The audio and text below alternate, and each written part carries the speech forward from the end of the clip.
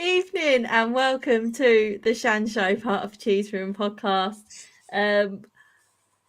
I'm joined today by two slash three very, very special guests. Handsome and special guests, yes, Bob. We've got Mari making his is it your Cheese Room debut? Yes. Yeah. Honor. An honor. Mari making his... That's why he's wearing a shirt and tie today.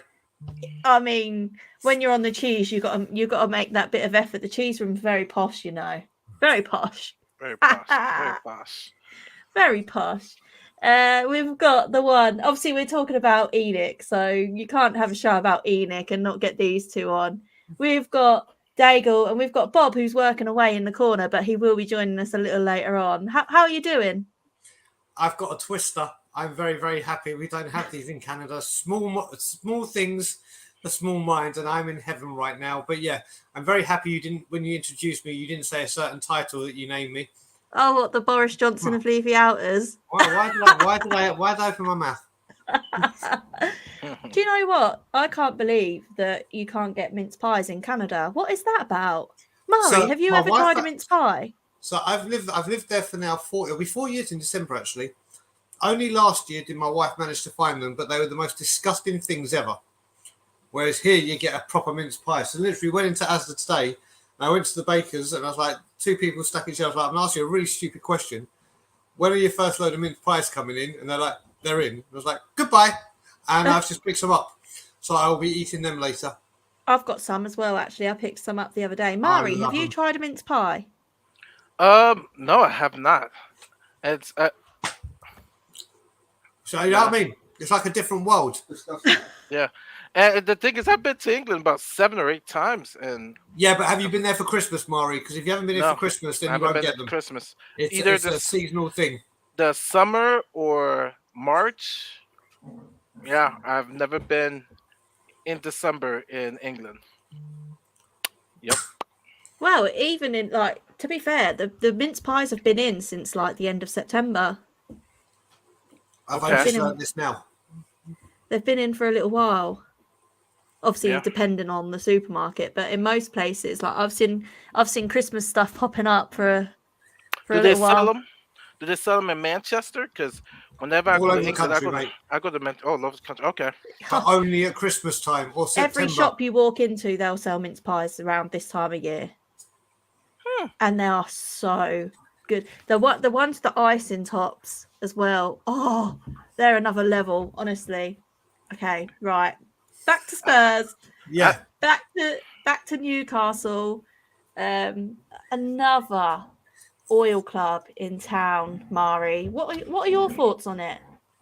Well, in all angles, number one, I just hate what it's doing to the sport. You have the ones who are how would we say in the States? You have the ones who will definitely get by, and then you have those who won't get by.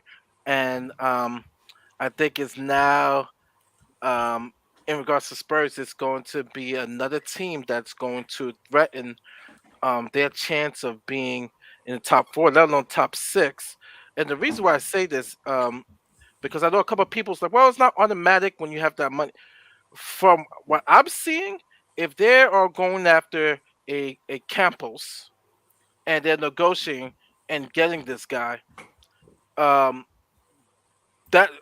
basically Newcastle is going to be doing the right way of building their team.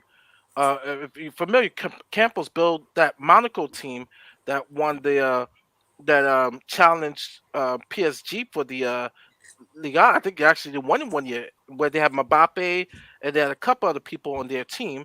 And then what he has done with Lyon, the guy has an eye for talent. So not only that you're bringing money to Newcastle, but you're bringing a guy who has an eye for talent. So this is going to really affect the Spurs and the Arsenals in regards to cracking the top 6. In regards to them coming in, it's like I saw the show, the Cheese Room, on Monday. You know, money talks. we know the history of what's going on in Saudi Arabia, of just human injustice and stuff that's going on.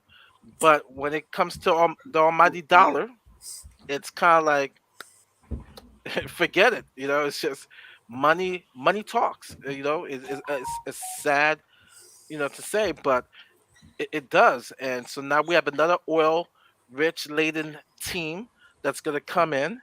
Um, and even if you question their spending, you know, the FFP, which is a joke, you can just bribe them, cash on the table, and you will be found not guilty. So it's going to be called the El Plastico. I know they call PSG Oil City El Plastico, but I think this will be the Premier League El Plastico. Um, man, Oil City versus Oil Castle FC. Yeah, I mean it's going to be like the oil duel of the north, isn't it? You've got the northwest versus the northeast. Yeah. Uh, it's Yeah, just going man. to be. I mean, let's not kid ourselves. They've got a lot of work to do to make Newcastle into a successful club. I mean, they've got barely any infrastructure. They're going to need to rebuild their training ground. They're going to have to invest a lot of money into the academy to make it sustainable. They're going to have to sign pretty much a whole new 11. They need a new manager. They don't even know what their plan is operationally as to how they're going to run the club, what the board's going to look like yet. So I think we've got a little while until we start to see. I think it took City 5 years to win the league. Campos it's a good start though. If it happens, it's a good If it start. happens, it's a good start. Yeah. But yeah, some of the players they're getting linked with. Can you hear my dogs in the background? I heard something. Yes, Well, I heard something once. I mean, some of the players that they're linked with are just absolutely ridiculous, aren't they, Daigle? Like Harry Kane to Newcastle. I mean, what are these journalists on? They're smoking absolute, like, they're smoking some good shit, aren't they? If they think they're going to lure Harry Kane to Newcastle now, as it is.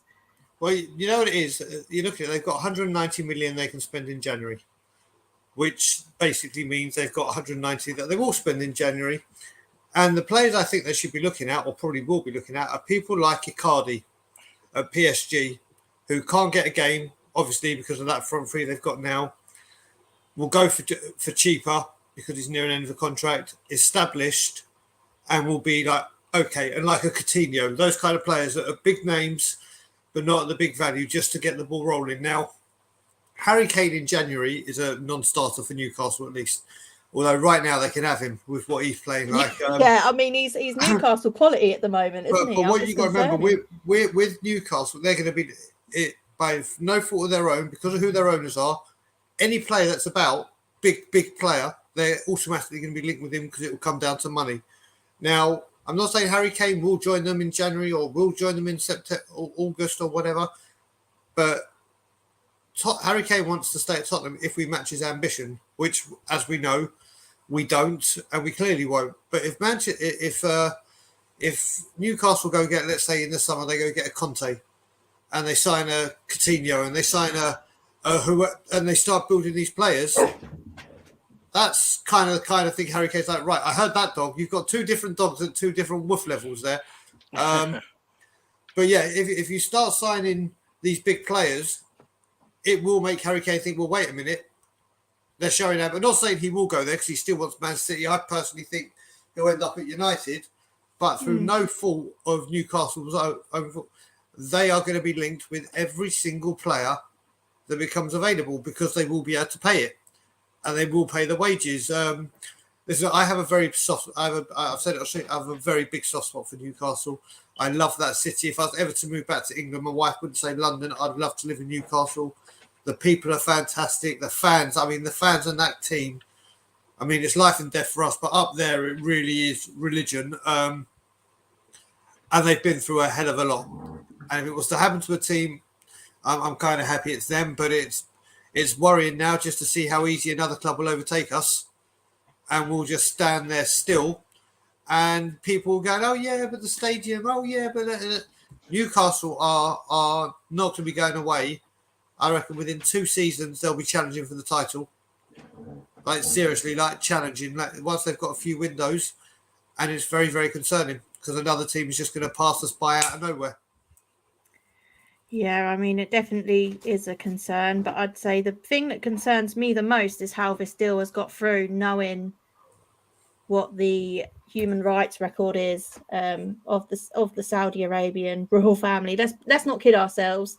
This public investment fund it's owned by the Saudi state. So the Saudi state basically now own Newcastle. I mean, they lured a journalist into them and dismembered the journalist, and they did not try to hide it at all. Women are stoned in the streets. People are murdered for being gay. The list is endless of all of the reasons why I personally wouldn't want a takeover like this at Spurs. Never in a million years would I want this at Spurs. But what are your thoughts on it, Mari? Yeah, it looks bad. Remember when we were linked to what's his name, the Italian coach, Gattuso. Gattuso, and it was a automatic hell no because of just some of the things he have said and whatsoever, and it was just a huge no no. And you look at the track record, the Saudis. It's just, I mean, uh, you can find a person who dislike maybe Enoch the worst, but at least Enoch is not doing that. Uh, but um, it's just Sorry, it's Mo, did horrible. you just say find someone that hates Enoch the most? No, actually, you can You don't find need to someone. look very far. Yeah, that's not very far. But in comparison, yeah, right. But in regards to human rights, at least they're not to that level, and so it's bad and it's tough because I know people hate Mike Ashley, who they look at him as like evil, but now they're happy that he's so. Now you're selling your soul, your morals, and your beliefs, for a cash infusion owner, and it's I mean it's really tough. Not tough for me. It's just like there's more important things than honestly than money in regards to morals and ethics. But there are people who are now they so much hated Mike Ashley that they will turn a blind eye to it. And most people turn a blind eye until it hits them either in their home or in their pockets. And so it's in my preference, I wouldn't want, I wouldn't support a club if I knew the owner was blatantly racist or or you know harm people's human rights. I just wouldn't feel comfortable, me personally. And so if for some Newcastle fans, they have a tough choice. Are they going to truly support their team? Or are they going to turn a blind eye? That's the question. Yeah, I mean this is one of the $1 million things, isn't it, Brian? Obviously, they've come in. I don't know if you saw the tweet that we've got Proud Lily Whites, that Yeah. their version of that tweeted out basically to say, oh well, he's working with a woman, so they must be all right. They must be all right people if they're working with a woman. Obviously, they'll do what they need to do to get in, whether that's working with a woman or not.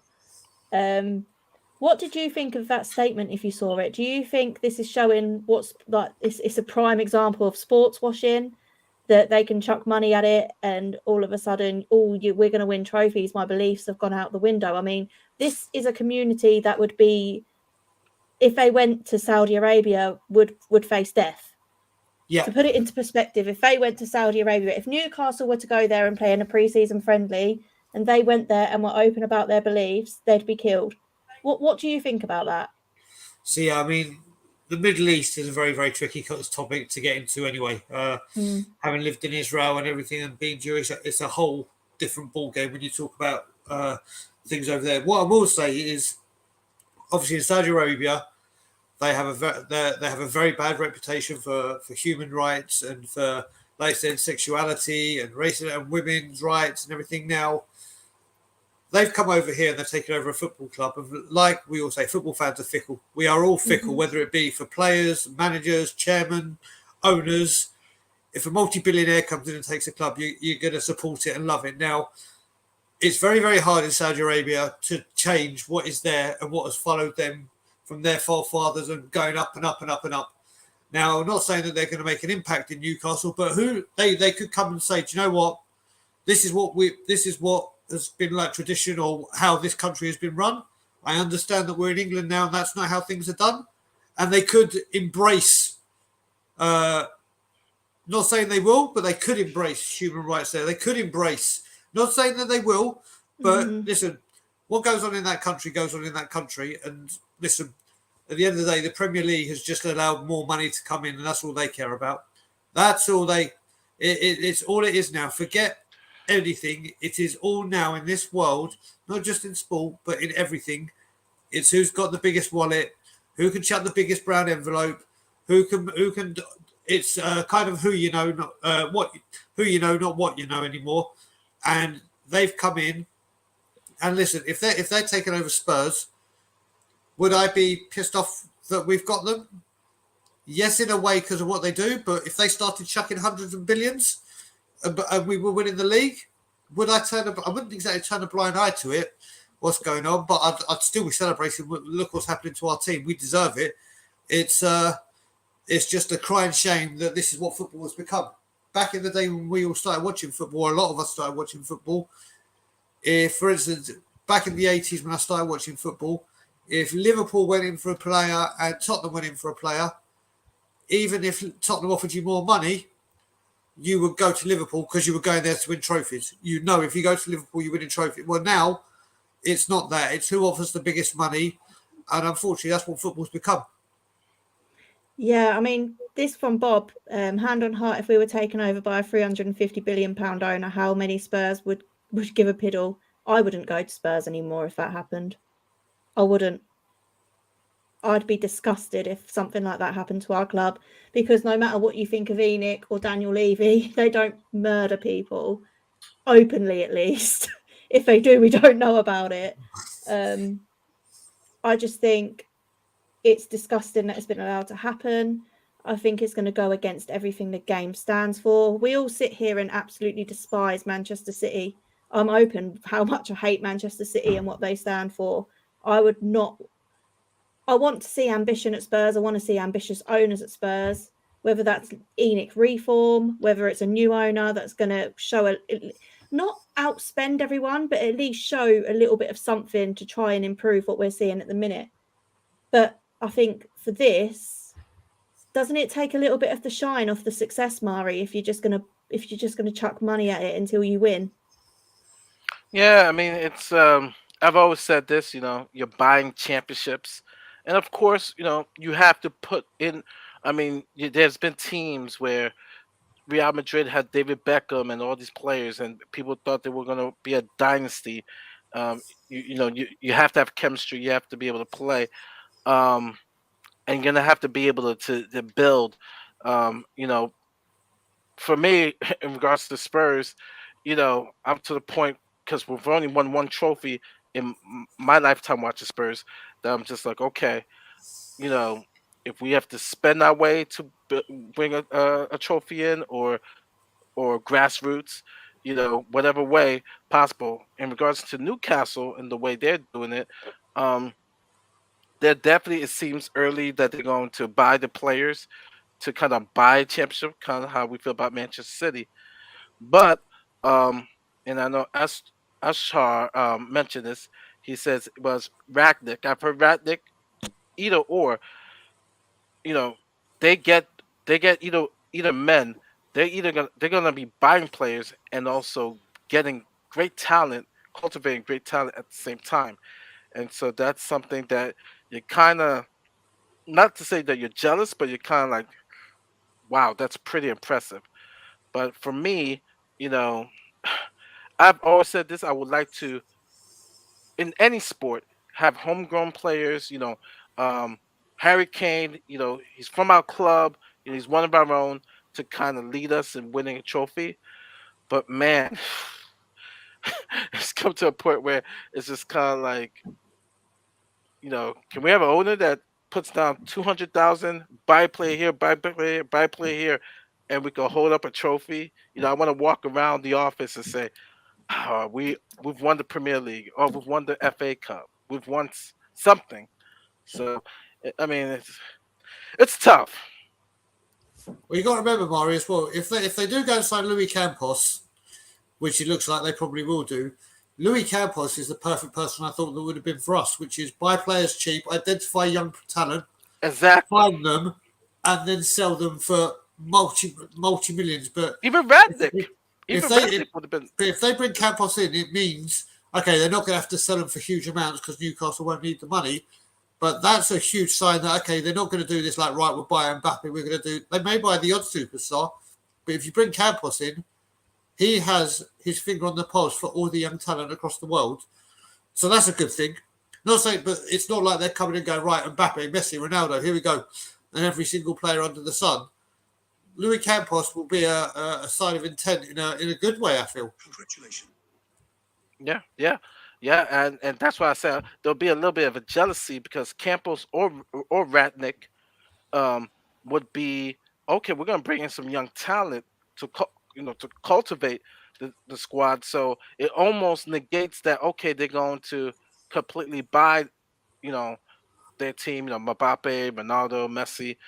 They're going to get some young players. And try to cultivate that and they're probably going to get a good coach. I would assume. I wouldn't even think it would be Conte. I think it would be an upcoming dynamic coach, probably German, who could probably coach coach the players up. So it's going to be it's gonna be interesting what the direction Newcastle goes, and I know their fan base is really excited, especially if they get one of those guys because they're gonna have a philosophy, which I'm gonna talk about later on. Because I don't know if you're talking about the interview yesterday with the trust. I loved the interview yesterday. Kudos to Rachel. Oh man, she did a Shan. She was she killed it yesterday, and she said something interesting that I want to talk about, but that'll come later on. Yeah, definitely. Well, just while we're discussing this, guys, there's 60 watching and only 21 likes. Please do hit that like and subscribe button. Smash it, hit it, burn it. Do what you got to do. But the maths don't add up, people. Come on, hit that like button. It really does help. My like there. Huh? I said, let me just like it right now. If you all like mince pies, smash a like. If you I don't know if that's going to work. If you love mince pies, smash a like. There we go. And if you don't, smash a like as well. I mean, speaking of Louis Campos and Ralph Rangnick, we did get Fabio Paratici, who, when we signed him, everyone was saying, that's genius. That's genius. The majority were, Brian. Yeah, no. I wasn't, but majority. No. The vast majority are saying, yep, that's a good move. Someone proven that can spot good talent. And obviously he's only had one window, so who knows how that's. And to be fair, the signings he's made appear to be decent ones so far. I mean, we've not got too much to judge them on, but so far they appear to be better than what we've bought in previously. Mari, bearing that in mind, obviously, if Paratici gets the wheel burning, and after a full season of NFL, boxing, concerts, fans in the stadium at long last, do you think we could have a recipe for success in the summers and the transfer windows to come? Well, if I give the full answer, I would have to bring up something that Rachel said yesterday. Yeah, so that's fine. Okay. Yeah. The thing is, and I'll say this, that is a big discouragement towards Levy and Enoch. and just the future of this club. And you look at Newcastle coming in. And I've told people on my stream, on Twitter, that when it comes to the brand, when it comes to the product, regards to the stadium and the outside stuff, Levy does what he does, and he does it well. I've seen the transformation of what Spurs is in the States when we're watching them in 2008 to now 2001 to 2021. Huge, big difference. But when it comes to the football club, Rachel said this yesterday, and I loved. And if Cheese, if you're watching this, a big up to you. That was an excellent interview having Rachel and I forget the other guy's name, Pete. Pete. She said when they asked them the question, and that's all they ask: what is the vision? What is the goal? What is the plan for this team? And they did not want to answer that. It's funny enough today, I had a lesson with fifth graders about formulating a goal, a vision. Fifth graders, which in England would still be primary school, right? Yeah, it would still be primary. Year 6, isn't it? Year 6? Yeah, fifth or sixth. Like the kids were like 9 and 10-year-olds. So that would year 5. And helping them formulate a vision or a plan. And I've said this in my very first stream show. It is hard to be encouraged about what's going to happen in the future when the fan base, the trust, what is your vision? Daniel Levy being angered. I'm not telling you. I'm not telling you because you don't have a plan, you don't have a vision. And I was saying this when we were trying to find a coach for over 70 days. What team we're going to be like? Well, this is our DNA. Well, you didn't hire a coach that has our DNA. And so what? So to answer your question, I don't know how to feel. I feel more on the discouragement side because hearing Rachel say that yesterday in meeting with him and saying that we're not going to tell you what's our vision or plan, it goes to what I was saying before, that they have no plan or a vision, and that's scary for any organization, either sports or business or in life in general. You have to have a vision. You have to have a plan. You have to have that ambition within those goals, plans, vision. They all tie into each other. So to answer your question, I just don't know how to feel about that, other than it's all speculation, isn't it? Because we've not got any proof of what could potentially happen. Yeah. You could argue that, of course it will. Of course they'll spend the money. But you could also argue, well, I don't see that happening. And there'd be good reason to think both, I think. But yeah, because no one really knows what they're going to do with that money. So and just to say, now Newcastle, they're trying to show you maybe a little preview of where their vision or where they're going to be leading to. But when you look at a team like Ajax, all right, you know what type of club they are. Borussia Dortmund, you know their vision. You know Leipzig, Bayern, the teams, even Leicester City, West Ham, they have told their fans, all right, this is the type of club that we're going to be, and they're getting it from the top.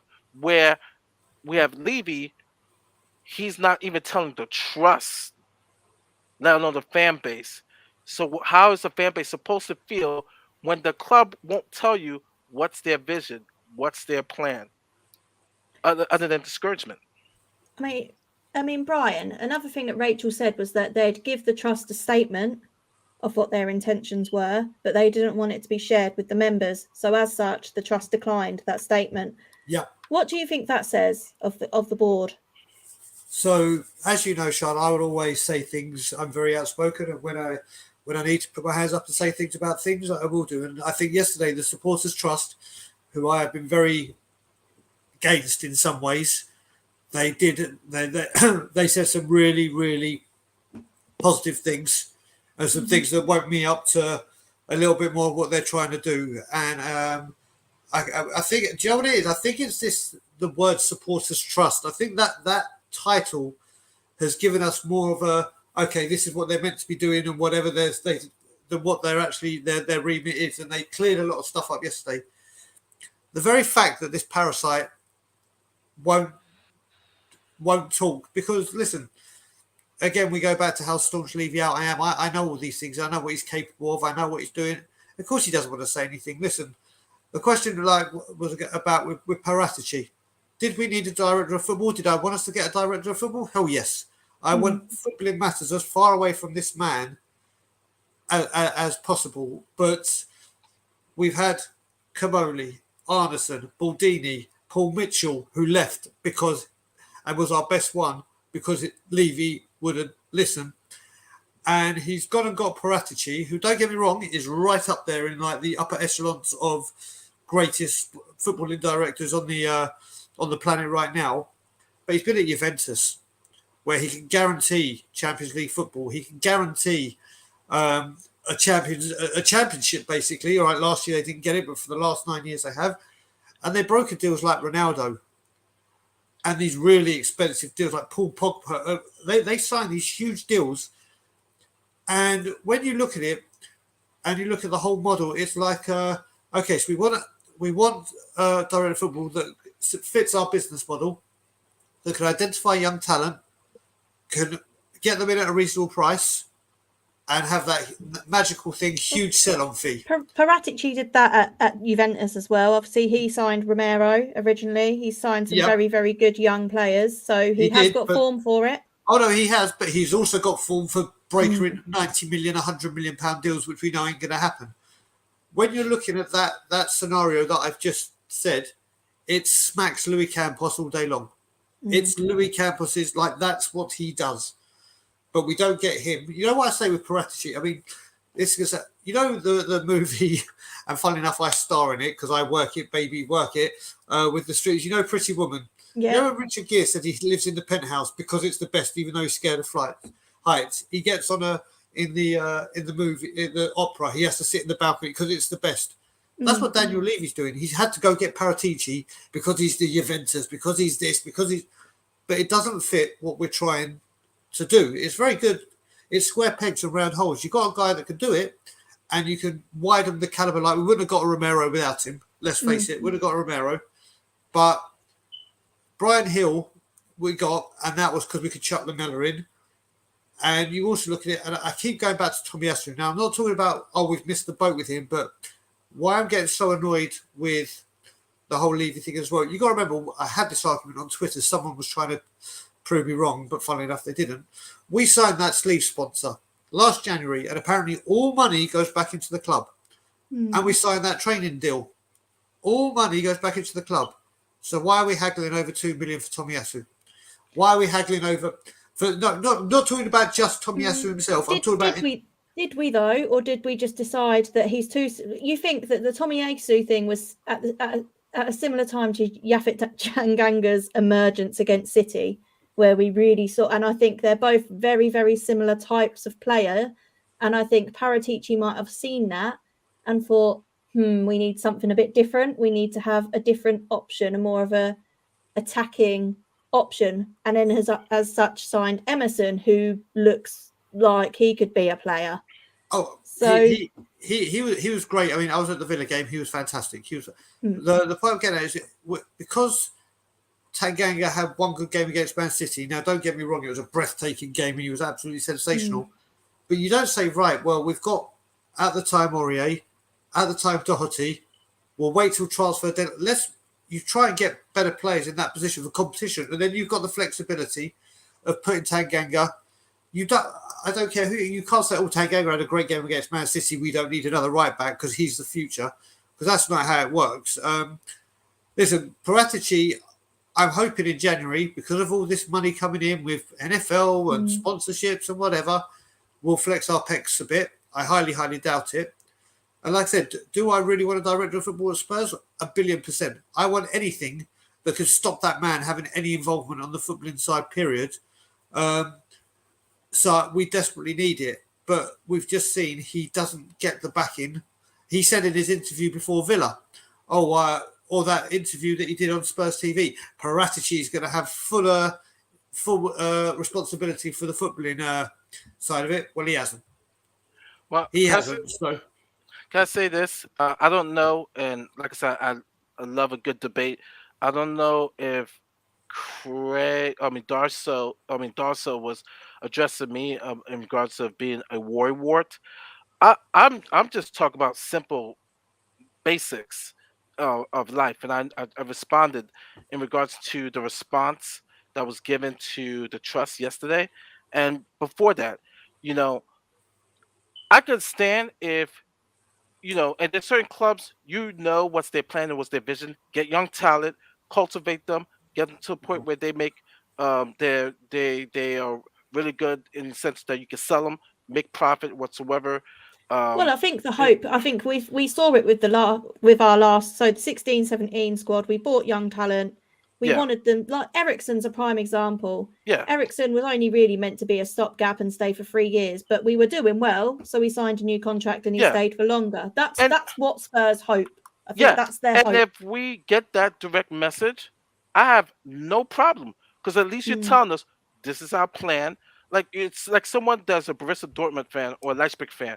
They know, okay, we have a chance to possibly challenge Bayern, but we also know that we like cultivating young talent. We'll see what we do at best. If we can't win with these players that we cultivate in 4 or 5 years, we'll sell them off because they'll be good players. And if I knew that, then okay. It's the not knowing, okay, what's the direction of the club, right? Are we Mm. satisfied with Champions League? Are we satisfied being fifth or sixth and generate money? Like, what is the vision? And before even Paratici came in, we were questioning that. Conte questioning that. The trust is questioning that. And so, my question for Darso is, would you work for a company that they have a mission statement, that they have a vision? I would think globally that it makes sense that you want to work for somebody. Even if you're in a marriage, you have a plan. You come together. You have goals. You have a vision. And just the answer that they told Rachel and the trust, it's embarrassing. It seems so unprofessional, and trust me, it's more of Levy. I'm not gonna tell anybody because I'm based in Orlando, home of Tavistock. I I get to see their properties. I'm pretty sure they have a vision and a mission for every property, every commercial business entity that they have, and they've been very successful. So how come with the club, you know, we don't have one, or you don't want to share it? Maybe because you don't have one, because you see proof evidence that you hired Nuno, you know, Paratici. Do we think Nuno's a stopgap though? Because it's suspicious, isn't it, that his contract is the length that Poch has left at PSG? So with that, I mean, I said it before he signed. If I was Nuno, I would have made sure that there's a 3-year contract there, just so I'm covered if they do get sacked, because it reeks that that's there. And I've seen apparently the Spurs have come out and denied it, but apparently that if we don't get Europa League or finish in the top 6, they can let him go for nothing. Listen, like Mario just said, we have no idea what the mission is for the club. We have no idea where the club's going. It's all assumption, isn't it? It literally, you just don't understand. I mean, you give him this is what I don't understand as well. We give him a 2-year contract, and we build for the future, and we buy Sarr, who may be a generational talent or whatever, and we send him out on loan. Who knows if Nuno's there to even coach him? And then who knows if the next manager that comes in wants a Sarr, or wants an Everson, or wants a... We're signing these players, and it's like, well, you don't give a manager time.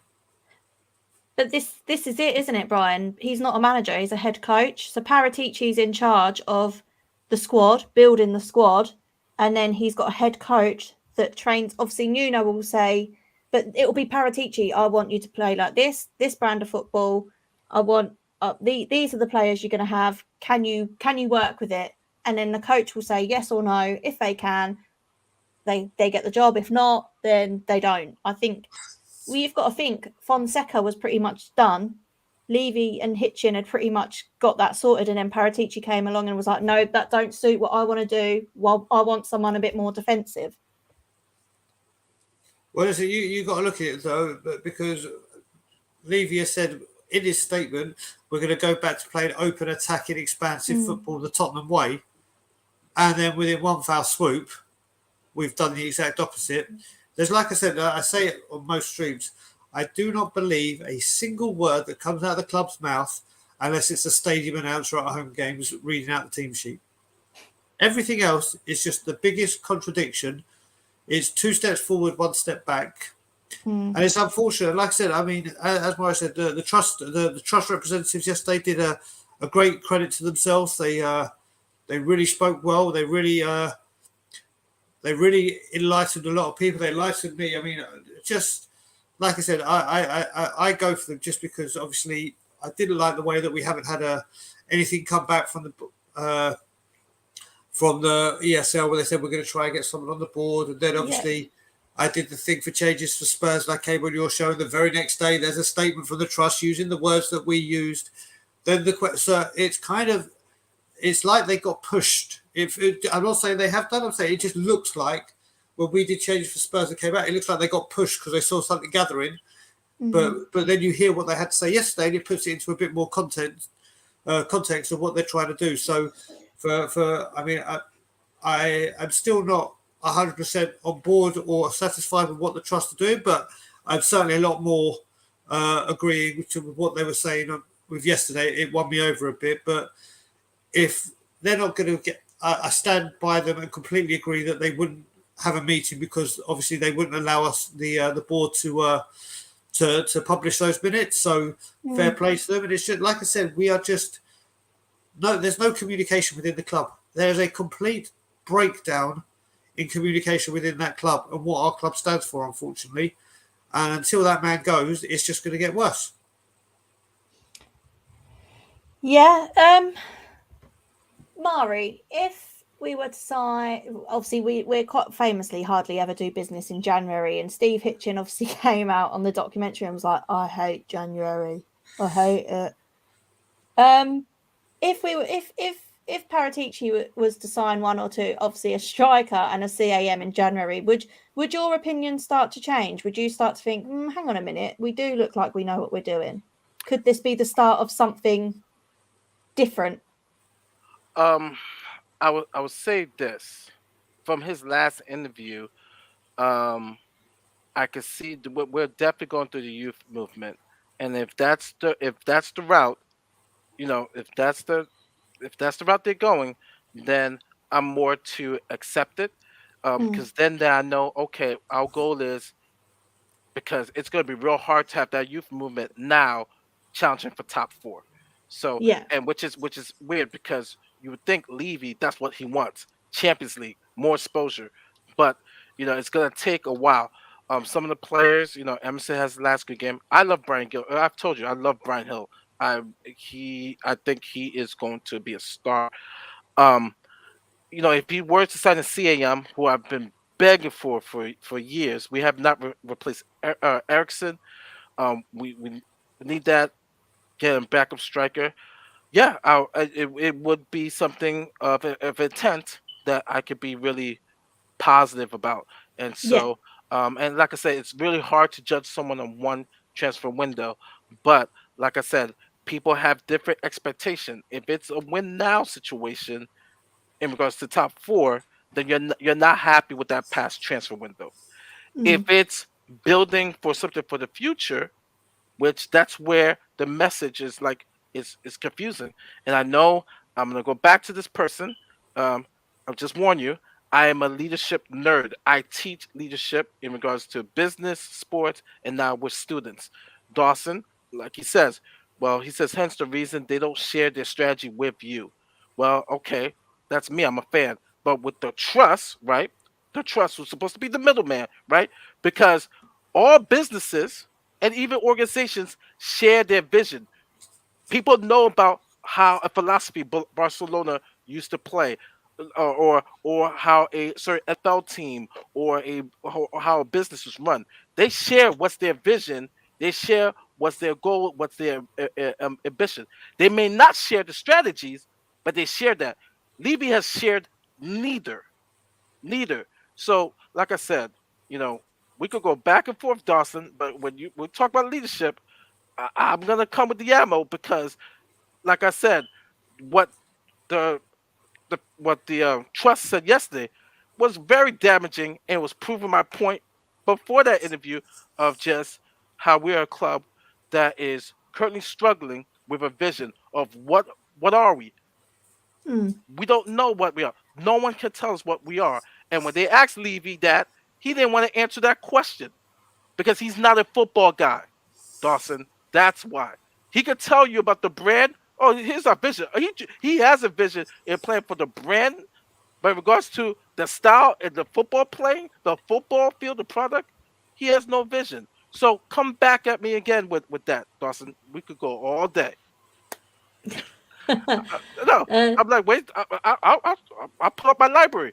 Nothing but books. John Maxwell, to American, internationally. I love this stuff. That's my stick. So let's go. I mean, you could argue that obviously Paratici seems to be the voice and the face of the comms coming out of the club. He's done a few interviews now, which have been shared on social media, etc. He seems to talk about what his plan is. Do you think that Paratici has potentially taken over that bit that Daniel Levy doesn't really like being the face, does he? He's very reserved and likes to be hidden away and don't really get involved too much. Do you think that Paratici is now going to be that person that potentially tells us what the plan is for the footballing side? He is the managing director of footballing things. So one thing I've got to say on that before Bob goes in, because Bob's going to do it, we're going to do a substitute, so I'll go for a cigarette. But what I've got to say, when it comes to Daniel Levy in the media, well, you got to remember he was sure as hell eager to be in the media first thing for the NFL. He was everywhere. Oh, look, holding the trophy. Oh, look on the halfway line. Oh, look, he's everywhere. When we finished second and we had our last game at White Hart Lane, he was there on Sky Sports News giving the keys to the builders, saying, it's all yours. It was right. Give the keys to the builders. Keys to the builders. I said, the keys to the builders. And then obviously he was there to do that. But even though we're knocking the stadium down, but he likes doing that. Now, the one thing we have asked for is communication. He does not communicate. And when he communicates, it's frankly bullshit. So I applaud Paratici for coming out, whether he's being told to do this or he has said, right, one of the things I want to do is I want to have a bit of a communication so the fans see me, the fans get to know me. So if that is him, fair play to him. But what he is saying, it just sounds like he's singing from someone else's song sheet. But I get what he's saying, and I think him doing more media is good. I think he will have a better relationship with Spurs fans. I think he'll get on the footballing side. He will understand it, and he will speak the language we want to hear. It's just whether he is allowed to follow through with what he says. So he is obviously giving us his vision for what he foresees this football club to be on the pitch. And then obviously, but it depends on obviously Daniel Levy signing off on what he wants to do. I get that, but at least at least we are getting some communication. Bob, what are your thoughts on everything? We've the trust interview, Trust United, Paris. Trust interview. I had a word. Yeah, I spoke to Caller earlier, and I thought it was absolutely brilliant. There's still certain things that I don't agree with, but they did change my opinion on a number of things, and I think well done on them. They need to do it more often. They need to be a bit more proactive. They need to come out and speak like they did yesterday. Fantastic show, fantastic with some of their vision and some of the openness that they shared with the Spurs fans, because there are a number of Spurs fans who think they are a mouthpiece for Levy, and it was quite evident yesterday with some of the stuff that they were saying. They're clearly not. So, but they need to do it more often, Shan. I reckon they need to be at the forefront.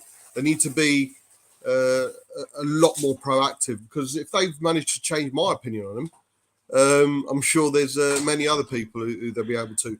With regards you were to on the Shan show Paratici, just a couple of weeks ago saying that the trust were useless. And I would say I'll the same always thing. do that. If they change the opinion, I'll always put my hand up and say, you know what, well done. I've done that whenever, just like when the fans cheered Kane rather than boo him against Watford, I was like, wow, fantastic. That was something that, again, I was wrong on. And I've never shied away from being wrong. But with regards to Paratici, I'm sorry, at the moment, it's complete bullshit to me. His vision isn't his vision. His vision is Levy's vision. His interview, Exactly. which he did with Ben, was more of a script that was given to him. His interview should have been, so Mr. Paratici, how are things? And rather than go for a big rigmarole of building this, building that, all he had to do was, we'll see how we get on, mate. It was nothing there. It was empty. The whole interview, I took nothing away from that interview that Paratici did. And right now, there is no difference between what we've done previously in the window to what we've done now. And I really get frustrated with the people who can't see. He is Levy's, understandably, he works for Levy, and Levy is still signing the checks. Well, fantastic. We've got rid of players that we should have got rid of a while ago. He doesn't get any credit for selling players that we don't need. They were eventually going to go anyway. My biggest qualm is the fact we've been needing a backup striker. He failed to get that in. If we are giving him all the fantastic vision, this, that, then he should be given all the shit that he's failed on. Failed on getting a creative midfielder and failed on getting a striker. Apparently we were in for Martinez, who was going to play alongside Kane, but we couldn't get him because of Lukaku. Oh, we've got 90 million in the pot now, haven't we, for the summer, for the January window. Let's see how we spend that. So right now, Paratici's he's not done anything for me to think is any different from Hitchin. The only thing he's done different is give a bit more of that. But right now, to me, he is Levy's mouthpiece rather than the trust. So let's wait and see. We've been linked to 584 players over the summer, yet we couldn't get a backup striker in, because right now Harry Kane needs to be dropped, and we can't. That's something we can all absolutely agree on. Yeah. But then there's the other argument where last season scoring goals weren't our problem, defending them was. Yeah. So he's sort of gone out and tried to fix that in signing obviously Romero, Emerson, Galini to a certain extent. Pape Sarr, I know he's on blooming loan, which we could really do without. But again, it's another shield for that defence. And then obviously Hill, who I think he just took up the opportunity to sign him because he could, because he was available and he wanted him. So we got him. Not that we needed him, but it was one of those opportunities he couldn't miss. And I think we can all understand why. I was going to say something. And it was a good point by Jonathan Porter. Talk about a flawed plan. And of course, Dawson, anytime. I love it. Much love. We agree, but still have that respect. But Shakara also said that this is all speculation. Levy will never give us an answer. And you know what?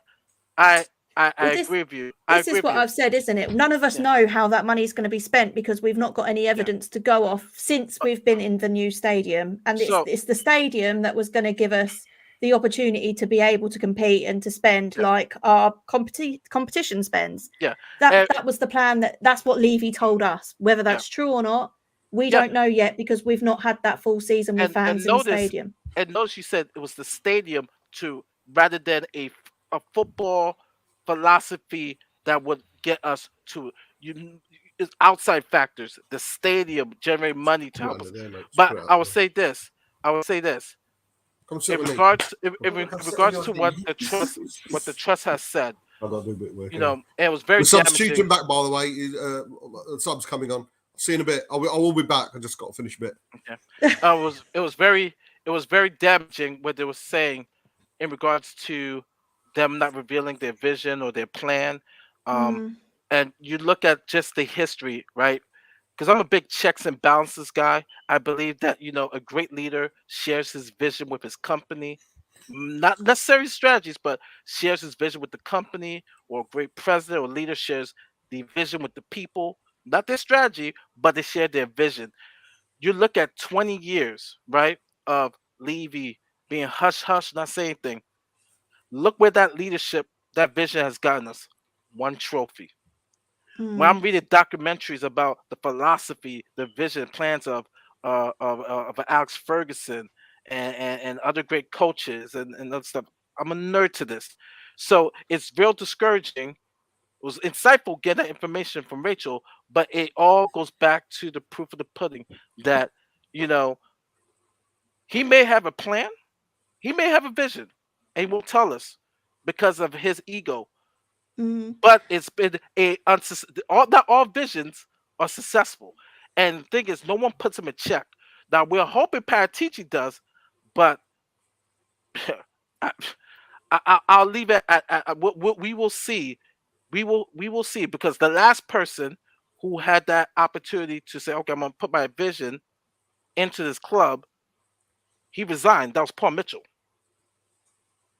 That was Paul Mitchell. So we will see.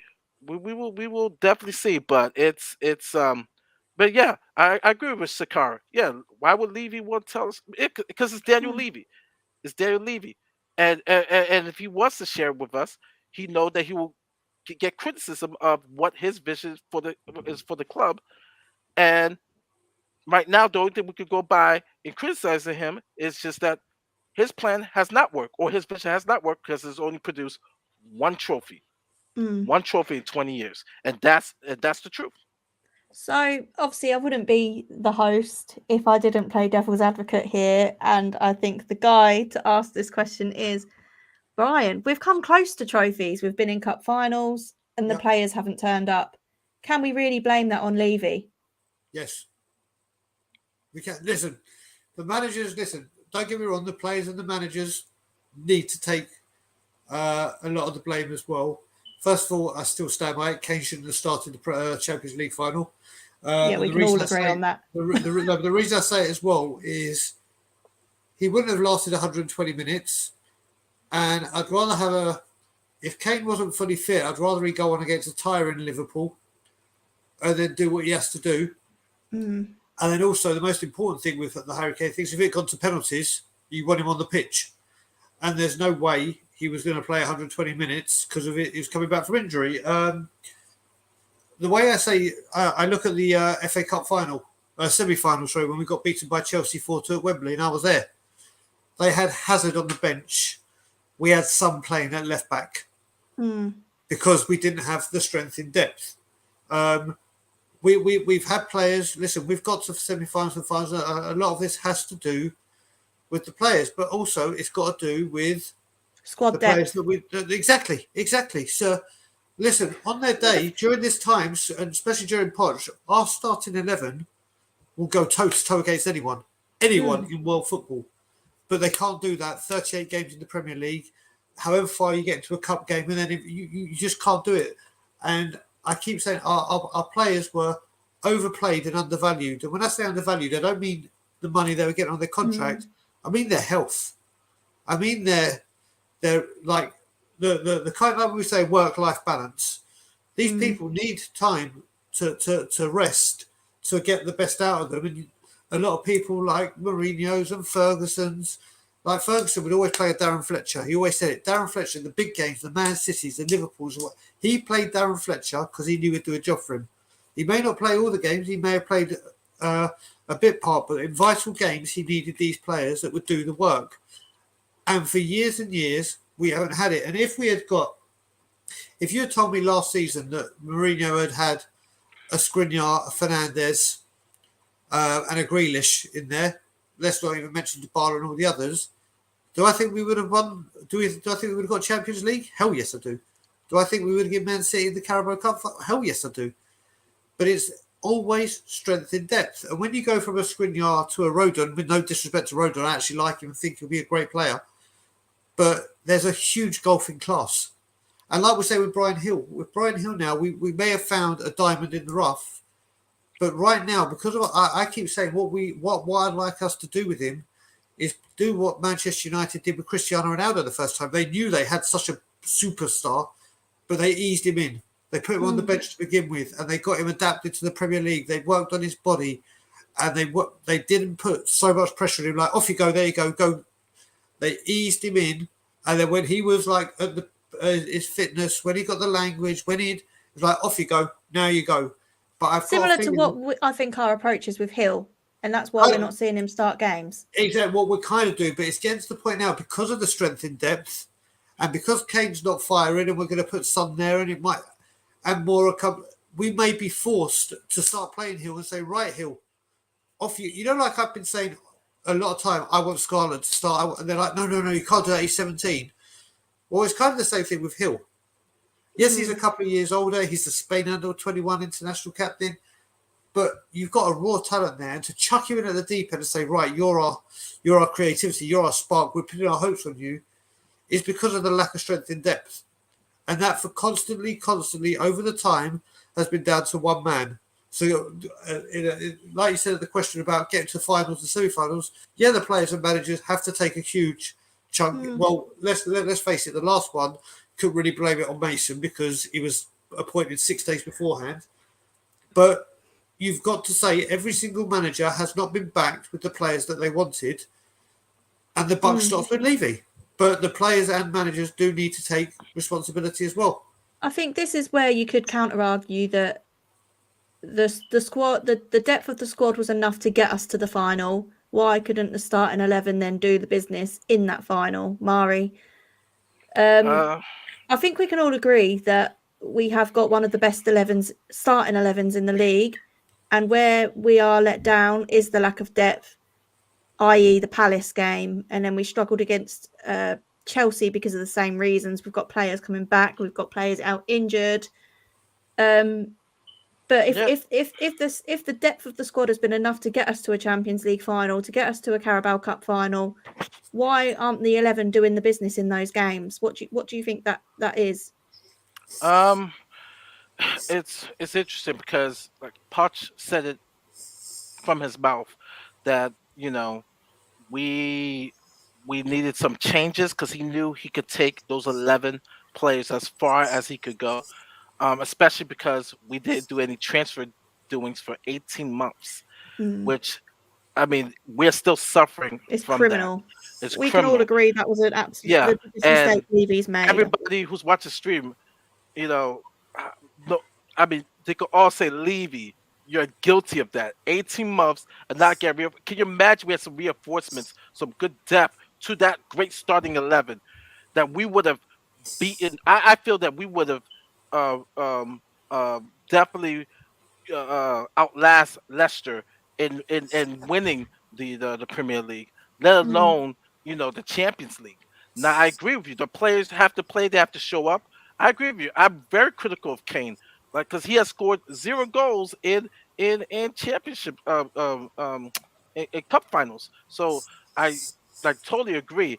But that not signing players for those 18 months really harmed that starting 11. Though we had the best, I think, starting 11. We had, you know, other than Kyle Walker was there, um, but it's criminal of what he did and really set up the team, and now we're suffering for it now because we still lack that depth, and now Paratici, I think, is trying to build it with the youth, with Saar and Gill, and those guys they're going to shine, but it's like, but right now, what is our goal? Are we happy with fifth or sixth?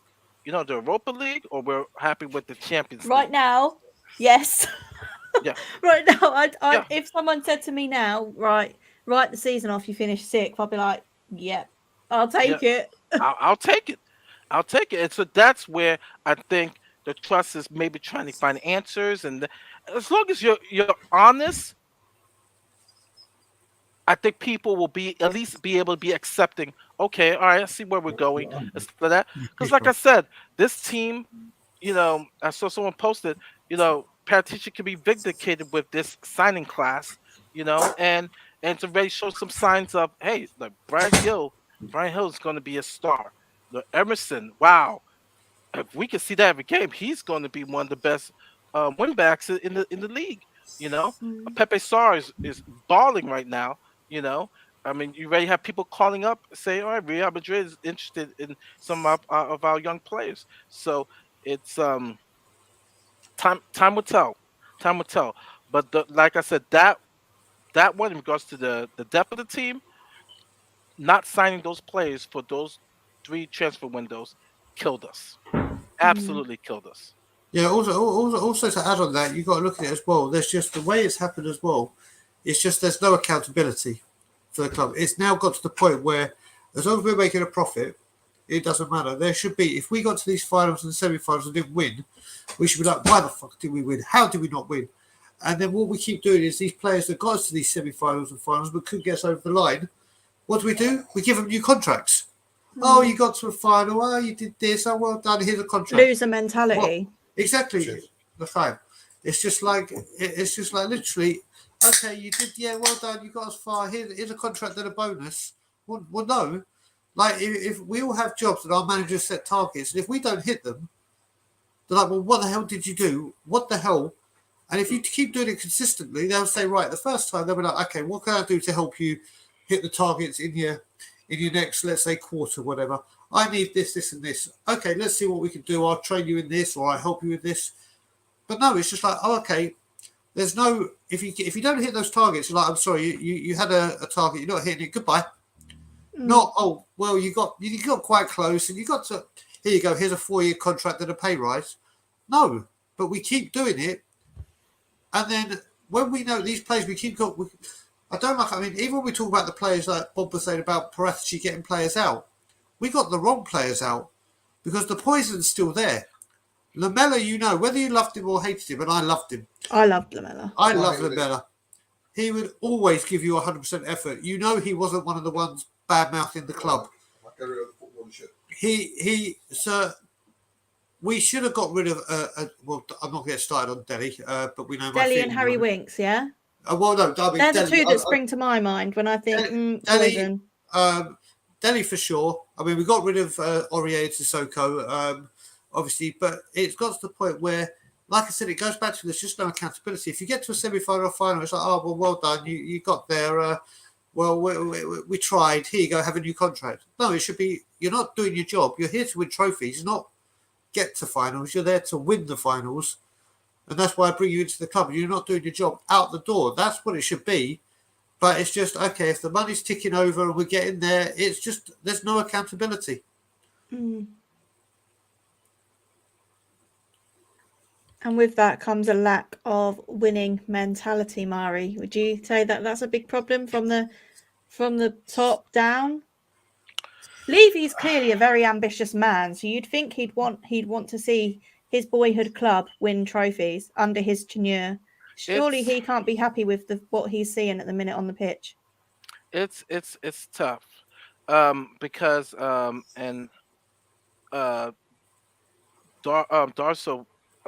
actually had a good post where it says Levy's focus should surely be on the revenue side of creation of the business, and 100% agree.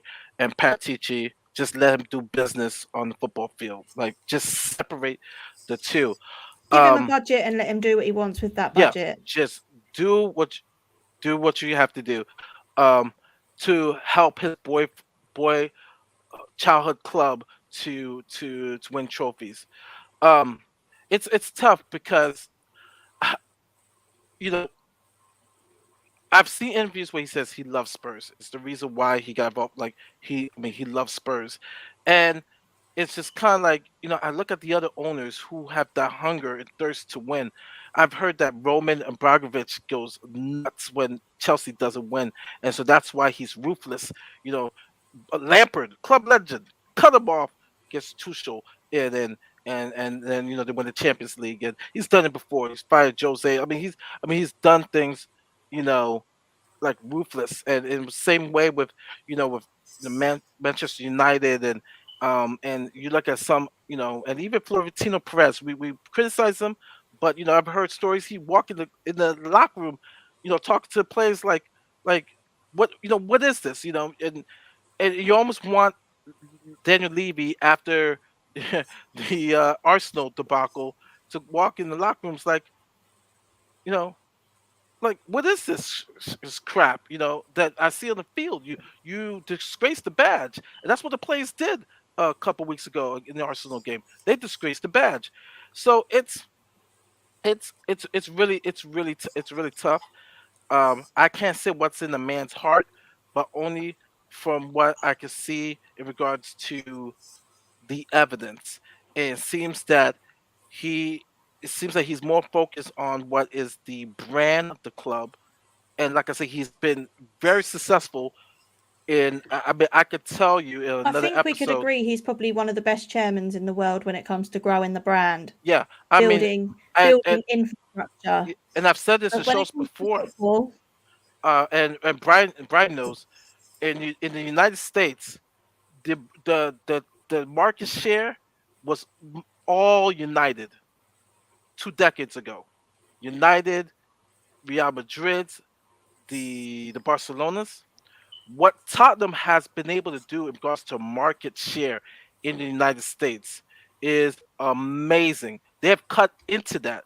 The United of the worlds are like not happy because of what the Premier League and Daniel Levy has done in those regards in cutting into that market share, and kudos to that. But when it comes back to the on-field, you know, investment on the field, and where our success has come, and I know people will say, well, the players play. Okay, I but get that. it's not even not spending money, is it? Because he's obviously, you think we spent over 100 million on Giovanni Lo Celso and Ndombele. It's spending it on the wrong players, isn't it? Yep, no, part of it. Yeah, part of it goes to recruitment too. Like the players that you bring in. Okay, recruitment would have told you, well, Tanguy, though he's all world, he did not become lazy like once he stepped on Spurs. He had some of those tendencies at Lyon. You know, did we do our research? Did we do our homework in regards to that? And proper football directors, they could be able to point that out and see, hey, this person right here, the Campos or the Ragnapp or the other ones in the world, they're able to see, okay, well, this play right here, you know, yeah, they're talented, but they're not a Spurs player. They're not the type of player that we need to bring in. Okay, we're gonna bring in Lo Celso, but are we gonna use him correctly with our coach with Jose Mourinho? We're bringing him in. Because bring up Lo Celso. Lo Celso could go back to I Real. mean, Lo Celso needs to just be played in his best position. Thank you, and he can go back to Real Betis and produce the same things, but he's not playing on his the position that he's supposed to play. So, I mean, What are you two laughing at like a bunch of Bob schoolgirls? just asked me a question about something, and I was like, I don't know. Basically, I picked up some cheap knockoff. I picked up some cheap knockoff fags from like a shop around the corner from him. Other shops are available, as Ty would say. And he just asked me if I thought they're okay, and I went like that compared to my normal ones. And Bob found that absolutely hysterical for some reason. I'll lastly say this, and Kim brings up a good point. Yeah. For Levy to really show evidence that he wants his childhood club to win trophies, is that he needs to step back in regards to the football matters, the football on the field things, and focus on the club as the brand, the marketing, the operations. He could do that. He can handle that. But when it comes to on the field, if you're gonna give the keys to the kingdom to Paratici, give him the keys. Give him the keys. I mean, I think I'm in danger of talking for everyone here, and that's not my intention, but I think every Spurs fan with eyes can see that Levy is good for the club, but he's not good for the football that we play. So I think every Spurs fan with eyes can see that if Levy didn't deal with any footballing things whatsoever, and we got someone in that knew what they were doing, we would all prefer that. And every Spurs fan, I think, can see that that's what is needed here. And I'm at risk of speaking for everyone, even Levy inners. But I think they could all agree that what we're seeing football-wise isn't good enough. Bob? You What? weren't even listening to what I was saying, were you? I was. What were you saying? If Levy was, what's he like? Let me. So basically, if Levy was to fuck off and leave the footballing side completely apart, I mean, like goodbye, I ain't touching football, and left everything to Paratici. It's never going to happen. No, It's but never going to happen. But I think every Spurs fan, the point I was making was that every Spurs fan can see that that is what needs to happen. It's just that people sit different sides of the fence as to some think Levy's good for the club because of how well run we are. If he was going to do that, he would have done it under the best director we ever had in Mitchell. He had the chance to build on the second best team in Europe. Yeah, okay, papered over a lot of cracks. But if it was that ambitious, and he wanted the director in to change the direction of our football club and how successful we're going to be, he would have done that under Mitchell. With all due respect, we all Googled Paratici when we were linked with him. Whoever we were linked with, we were Googling. So we had the best chance under Mitchell, and if he didn't realise that then, with Poch, Mitchell, with that squad we had, not only team, but with the squad we had, if he didn't get it then, I don't know how the fuck he's going to get it now. So, yeah, in an ideal world, that would be great, but it's not happening. It's not happening.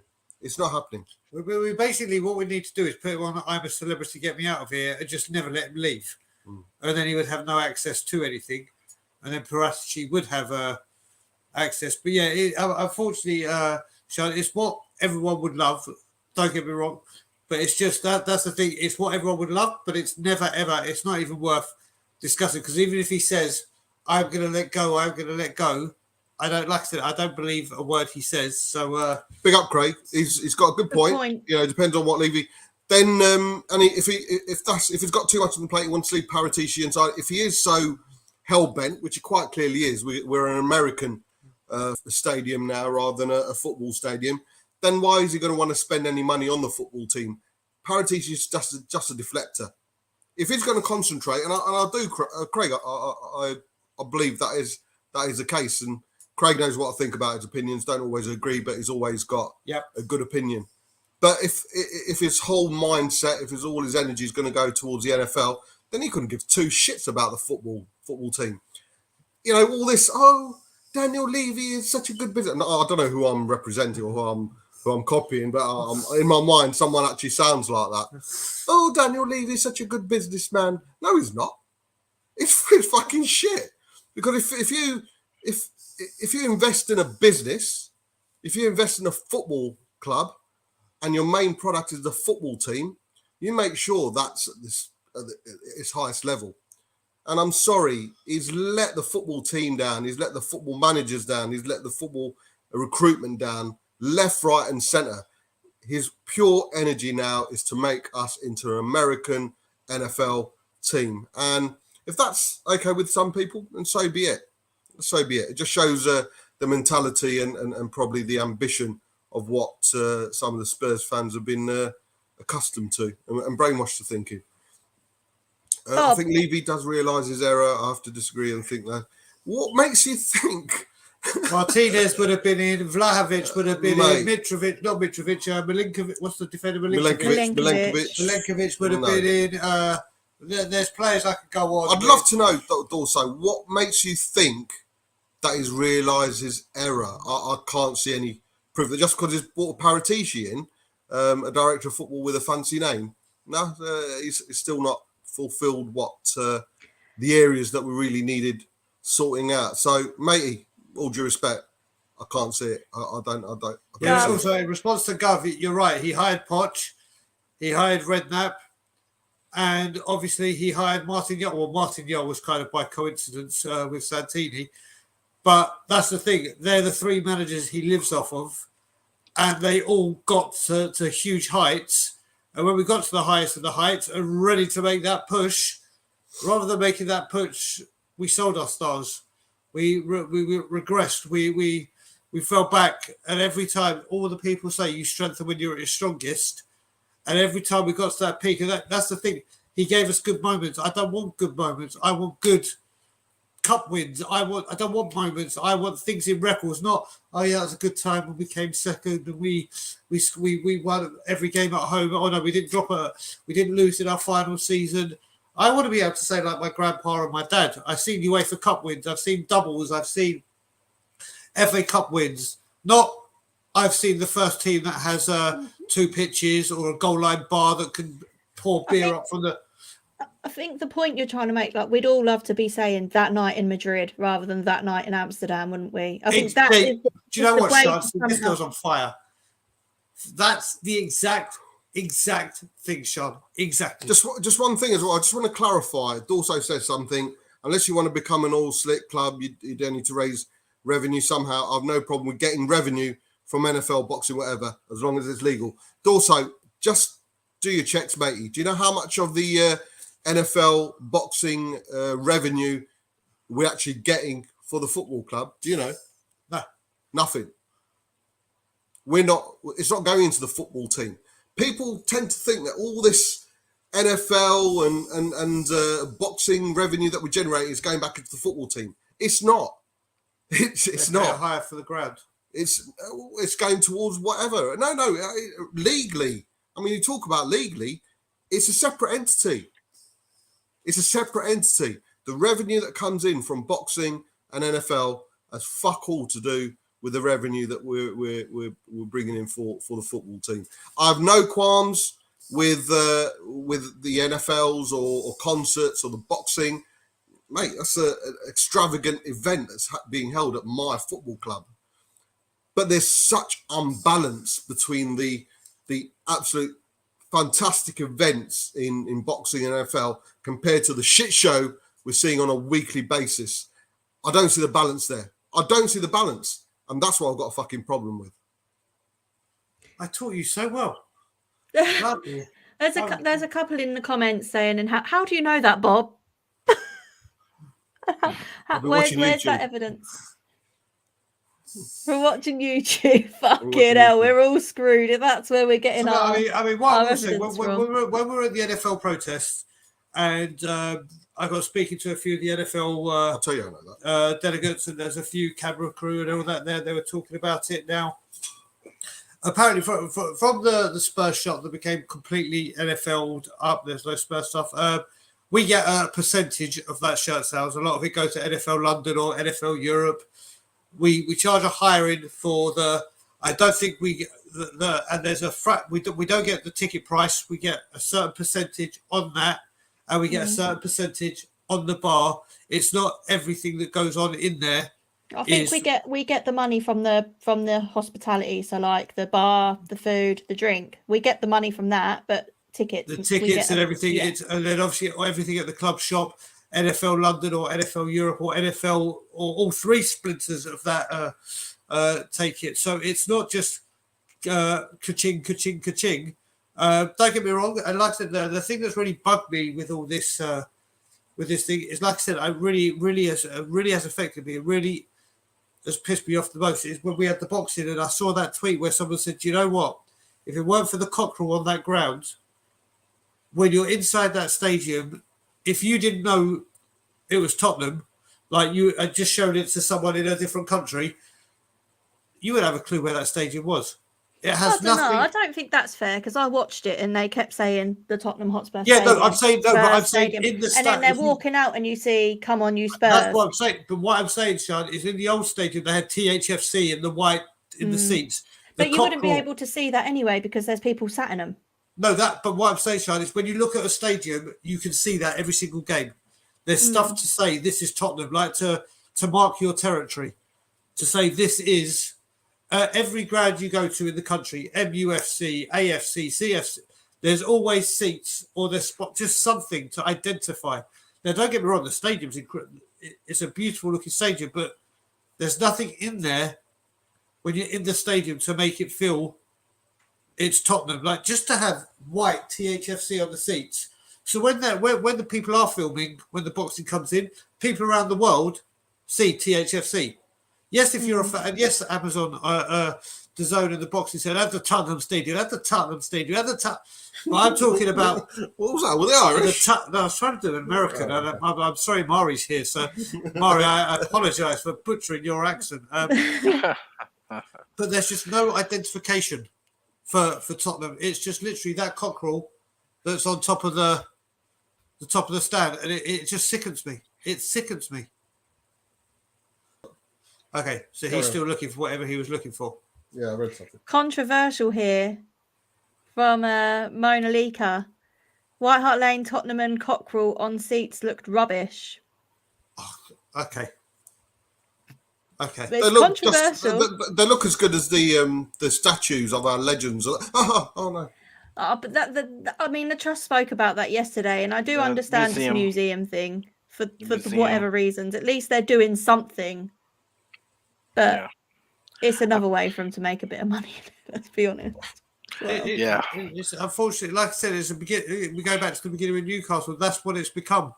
And as I say, I don't support Tottenham Hotspur Monopoly FC. I support Tottenham Hotspur Football Club, and that's what we all support. Listen, we all want nothing but success for Tottenham Hotspur. That's what, no matter whether you leave you in, leave you on the fence, leave you out, or whatever. Every one of us want a successful Tottenham Hotspur. There's just different opinions of how we get there. And obviously this is becoming a huge thing within... We're kind of going through now what Arsenal went with trying to get Wenger out. That's what it's becoming, but we're going for it for a higher level. Like, obviously they've wanted Kroenke, but this is how it's going. It's getting to that level. And obviously you look at him not wanting to meet with the board. Then obviously he's there doing his... Just everything he does is a walking, talking contradiction. And now you chuck Newcastle into the equation, another team that are going to come rocketing past us, whether you think it's for the right reasons, the wrong reasons, support it, Newcastle fan or not Newcastle fan, they are going to pass us because it's become a money game, and we're just left standing behind. It's also a myth that we've got no money. Again, you look at Lewis making £383 million profit during the pandemic. And with all due respect, the likes of Bon Jovi are still singing. Joshua and people are still boxing. The NFL aren't closing down. We've got the biggest money-making revenue system in place, i.e. the stadium. There's revenue going to be generated. There's revenue that's going to be coming in. So the profits that Joe Lewis has made, plus the revenue that's guaranteed, by the way, that's guaranteed revenue coming in sooner or later. There's absolutely no reason for us not to spend any money, especially when you look at it. An extra £40 million on top of... I thought you were going to go in for a kiss. No, there, mate. No. If you look at the fact that an extra £40 million instead of what we spent would have got us a Grealish, Skriniar, Dybala, and a Bruno Fernandes. And if you're telling me that we wouldn't have had a better chance, not a guaranteed chance, a better chance of winning trophies, then I'm sorry, I totally disagree with you. I was going to say something. I just want to read this comment out first. Gov's a big supporter of the channel. It's been less than a year since the stadium has had revenue operations because of a global pandemic. There seems to be a real lack of knowledge of what it takes to generate the funds we need. Mari, what do you think of that? Just refer to my previous answer of £383 million profit. First post he posted, I totally agree. In regards to everyone wants us to succeed about us to see, it's just how we achieve it. The other one I've mentioned a couple of times, and even had a discussion on Twitter with Cheese. It's not that Tottenham, because they're using this, in regards to global pandemic and stuff like this. This is where I come in with economics, the economics of things. And what people, and you could do the research. People watching the stream, it's my first time on the stream, and hopefully not the last. It's an honor to be on the stream. Probably will be. Yeah. Mari, you are not coming back unless you wear that tie every week. I'm based in Orlando, which is home of Tavistock. So I know two people who work for our owner, Mr. Joe Lewis, right? And people compare us to Liverpool. and Liverpool, their group, John Henry, they actually lost money. And if you know anything about John Henry, they own the Red Sox. They had to sell some of their star players like Mookie Betts to the Dodgers. So Liverpool has had to be very tricky with their money. What I've come upon is people say, "Oh, it's the pandemic. Tottenham does not have money," and they equate that to, if you want to equate that to Lewis and Daniel Levy with Enoch. Oh, they don't have the money. No, it's not they don't have the money. They do have the money. It's just that they don't have the money to spend on Spurs. And here's what the model that Tottenham uses in regards to spending. They have an account, right? They have funds where some teams, like let's say the Los Angeles Clippers, I call the Clippers of the NBA exactly Tottenham, because what they used to do, right? Their old owner before um, Baumel came in, they used to take their funds and recycle the money, Tell me. and very few times inject new money to spend on the club. That's Tottenham. Because Joe, like Bob said, Joe Lewis banked. I'm in Florida. He's built, look it up, Medical City, Lake Nona, one of Tavistock's properties.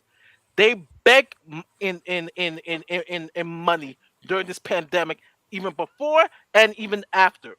So what some teams do, and they do it very well, they take the funds, right, and inject that into that circle pool that I'm showing you. I'm showing you a diagram of funds, the highly successful clubs, and they pour in money to, okay, maybe get another player or whatsoever.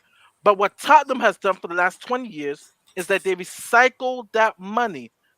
Yes, we don't have money within that circle. Like the pandemic hurt the finances of what they recycle within the club, and some people believe they take out money from that budget. But Mm. don't be walking around and saying, okay, Joe Lewis and Enoch are broke because of the pandemic. No, they banked. Joe Lewis and Tavistock, which Enoch is under, they bank. Look it up. Look it up. I'll even give you one entity of their properties, and that's Florida, Tavistock here in Florida, Medical City. You have millionaires moving. Everybody's moving to Florida because Florida doesn't follow the rules in regards to COVID. So everybody's moving to Florida from New York or whatsoever. And they're moving into Medical City, hospitals, research. I mean, even some of the vaccine research is being done at Medical City. The dude is banking. So anybody that tells me that the club or Joe Lewis or Enoch doesn't have money, that's not true. They do, but they don't have money within the budget that they give Tottenham. They have a certain budget, and they've been strict about it. And I give them credit; they have been strict in regards to that budget. But they can easily take outside funds for other entities and be able to pay, you know, Give us a stadium nice debt, stadium the night, stadium, stadium Can I right. just Give- say- the stadium debt, other finance. They can easily do that because you have other owners, other globally different sports, including soccer, Mm. that they will inject that money within. But um, basically, they want the team to pay for itself. They Mm. want the team to pay for itself, and that's a philosophy that they have. I'm not gonna knock it. They've been doing it for 20 years. That's the philosophy.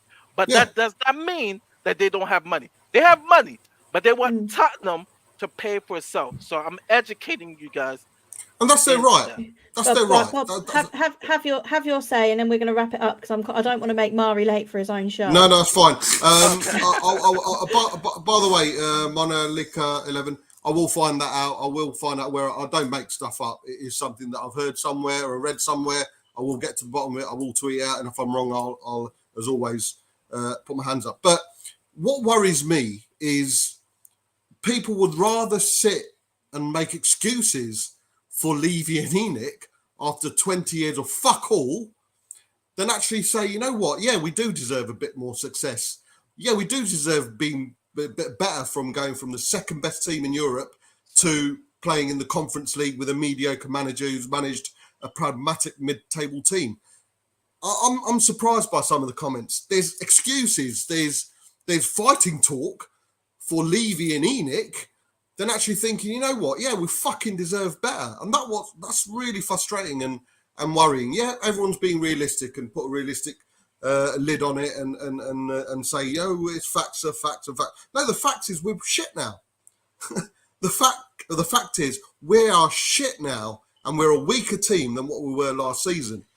But people rather come up with excuses and give reasoning behind Levy's and Enoch's shortfall and the fact we're a shit team than actually show a bit of ambition and show a bit of a bit of fight.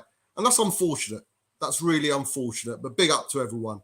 It's no, but you know what? I'm like Shan. Yeah. I'll respect everyone's opinion. And you know, if you saw last Saturdays or Saturdays before show, we had someone who represents the guys in the comments, and I love it. I absolutely love a debate. Craig's big up on that. Me and Craig are probably the most opposite sides of a conversation. But you know what the guy does? He backs it up with a conversation rather than fuck off you pussy. You know, at least he has a conversation and he backs it up. And Alan, big up on Craig. Big up on everyone really. Everyone. Big up. Alan has the best post. He says Joe Louis is now spending his money in Argentina, and he is. And he is. I just like I said, and Craig brings up the point about venture capitalists and how they work, and it's really true. Like I said, when it comes to money and how teams work and owners work, even businesses work, it's very interesting in the world of macro and microeconomics. It's funny. And it all ties in really the ESL. And I'll tell you this again. That is not, like I said, it is not going away. It's not going away. What's also not going to go away? Individual team money rights. And I think I talked to even I think I talked to Brian about this off the show in regards that what you're gonna see in Real Madrid and Barcelona was trying to do this, and they're still trying to do this. And don't be shocked. I'm saying like this: where Spurs, right? It's a time where Spurs is going to be a part of a group that's going to demand to have their own individual TV licenses, where people are paying $3.99 to $4.99 for their games to be watched on their own channel, on their own app, because they will make more money than the TV contract, especially as their brand is going global. Like I said, you have to study the economics of sports, where it's going in football. I'm telling you now, there's gonna be a lot of people selling their souls. Like you think that it's gonna go away? You know, people say Perez is, Florentino Perez is talking like a madman whatsoever. He knows what he's talking about. It's the way of the world's going, and the Newcastle deal is the is one of the evidences of that going to happen. And it's just it's sad, but that's where it's going, because there's money on the table. There's money to be made. Where there's money to be made, And Darcy said Joe Louis would never put another dime into Spurs. I agree. Yeah. I 100%. He doesn't have to. He doesn't have to. Yeah, he doesn't. Yeah, because like I said, their thing is let the team pay for itself. He would never inject that money in, And so, yeah. Okay, guys. It's been great. Thanks everyone for your comments. I think it's been a really good debate tonight. We've sorry for the short appearance. It's all right, but any appearance is better than nothing. Now you can piss off, yeah. Mari, tell the cheeseheads where we can find you. I know you've got your show next, and I'm gonna pop on for a bit, I think. Yeah. Well, it's called Spurs Love Lounge. It's not as serious as this show. We fun banter, nothing but banter. Love Spurs. We do recap some things. We're gonna do our report cards of how the team is going, but it's plenty of banter. Just check it out or the past episodes, guys. It's really, really, really. Sean's falling off the bed. Sean's pissed. Something like that will happen on the Love Lounge. I have a drink, have toast, and That is the biggest Del Boy. yeah, Oh, the Del Love Boy Lounge. Christmas. Just check it out on my channel right there. You can just type it in. We're about to start in about 10 or 11 minutes, and it is a fun Sean's time. giving a private show there. Dom, Fucking hell. Dawson, Sam Lee, you can come check it out. Get a good late night laugh, and like I said, it's nothing but positive love, and we have plenty Yeah, of banter. everyone in the chat, you know what? Agree, disagree, guys. If you want to have a conversation with me, because there's a lot of comments there asking me what thoughts are, etc. I'm at Bobsy73 on Twitter.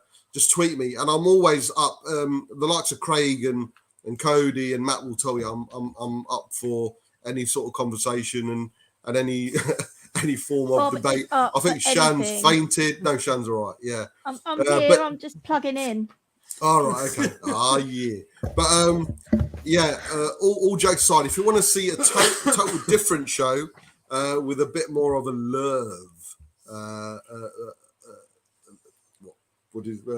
a love feel to it, tune in within Ambience. 10 minutes. Ambience, yeah. 10 minutes on Mari's channel. Shan will be there. I hope. Shan will be there. I hope. Yeah, I've gone black. I hope. I beg your pardon. You can't say them kind of things nowadays.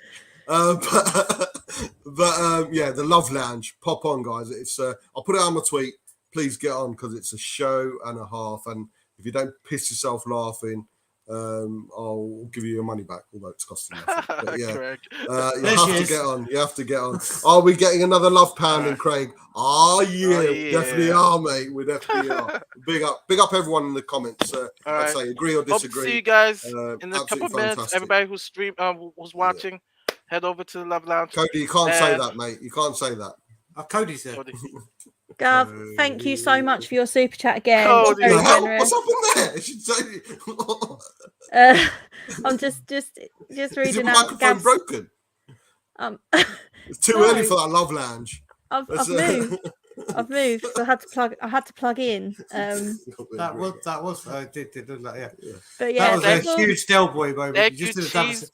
Thank you, Cheese Room and Shan. Thank you for the invite. Thank you, and hopefully it will be many more chances. Cody's already in the mood. Absolutely, we'll have you back on again. But before we go, I just want a quick answer: Saudi Piff or Enoch? Mari.